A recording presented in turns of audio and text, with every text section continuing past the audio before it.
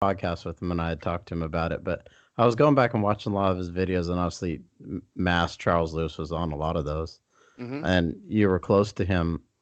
I just, could you talk about when you first met him? Because I remember when I met him a couple of times, and still to this day, of all the people I've met in the industry, he was a guy that was just incredibly friendly. Right. He seemed to talk to you like he genuinely cared about talking to you, Right. even if he didn't know you. So Yep. as you bringing that up, I was just wondering, like, do you remember when you first met him and what he was like? I first met him at these small shows. Um, he was always at these shows in Hollywood, and he had a little table, and they had like three different tap out shirts at a little table selling these shirts. Um, because he first started just selling T-shirts, and just kind of talked to him, and like you said, it didn't matter who you were. Charles would talk to you and make you feel like you were the only person in the room, even though you were there with thousands of other people. There were no distractions when he was talking to you, and he just made you feel good. That's what kind of person Charles was. Everyone that Charles talked to walked away and would be like, "Man, that there's something special about that guy." Um, and we just got closer and closer, and he was from Huntington. Um, I had my office in Huntington, and he would come by, and we would sit for hours and just talk MMA, uh, talk about goals. Um, Charles always had these huge dreams in his head on what he was going to do.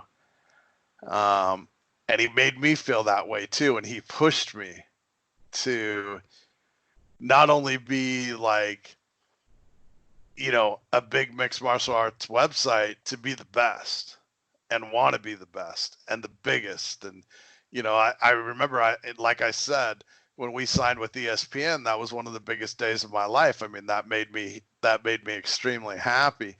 I remember him asking me early on, like, so what do you want to do with Sherdog? And I never really thought about it until he asked me that. And that's when I told him, I said, I want to be the ESPN of MMA. And he looked at me and he said, why ESPN? Why can't you be bigger than ESPN? And that's how Charles thought. That's that's how he felt.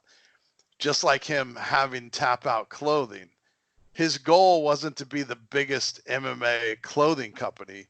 His goal was to be bigger and better than Nike. And like, normal people don't think that way.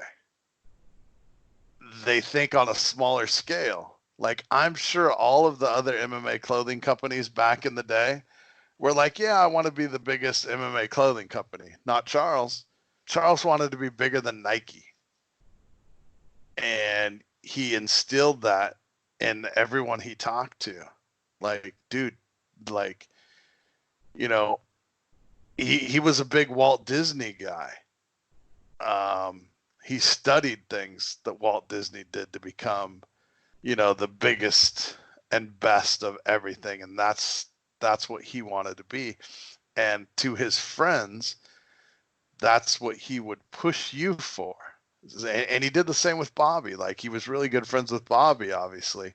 And he's like, yeah, Bobby, you're not just going to be the biggest MMA guy making commercials and documentaries and things like that. You can be the biggest guy in Hollywood.